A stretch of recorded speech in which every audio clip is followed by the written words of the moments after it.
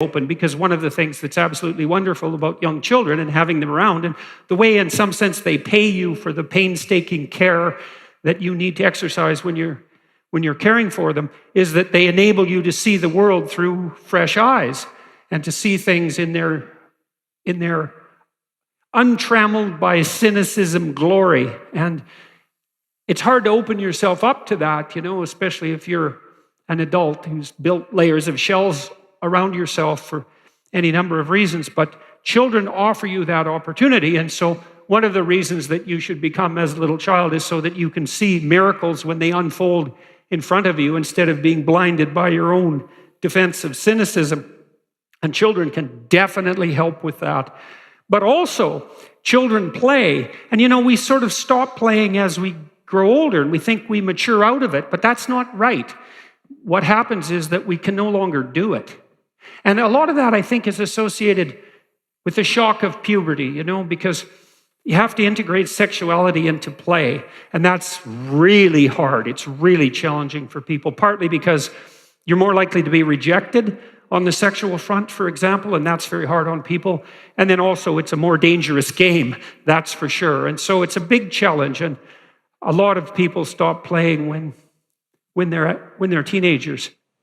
One of the reasons I think that we've had somewhat of an explosion of unhappiness and mental illness, particularly among women, by the way, over the last 30 years, is because a lot of what we've done inadvertently has interfered with children's ability to play.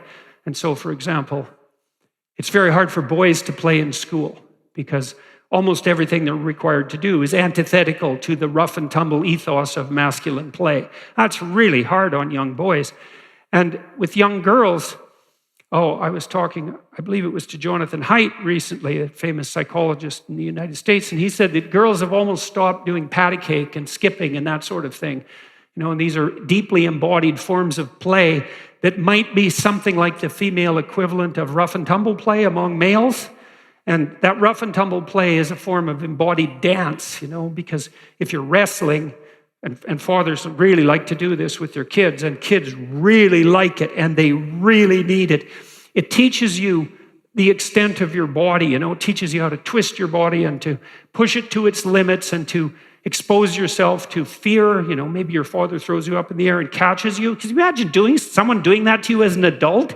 12-foot high person just tosses you in the air and catches you. It's no wonder children sort of scream with terror and delight, but they do. And they really, you just can't believe how much they need that to engage in that play. Because they also learn what hurts them and what doesn't. Because the most fun, direct physical play with kids pushes them right to the ragged edge of disaster, right? It's right where it almost hurts that it's most exciting. And partly what you're doing when you're playing is calibrating it to make sure that it's as exciting as possible, but not too exciting. And the rough and tumble play is deeply embodied. It's not just abstract, right? It involves pain and anxiety and excitement and frustration and turn-taking and attention. It's very sophisticated, and that's just on the rough and tumble front. And then later, as kids develop, they start to engage in pretend play. And there's no difference between pretend play and thinking. They are the same thing, and children envision who they might be,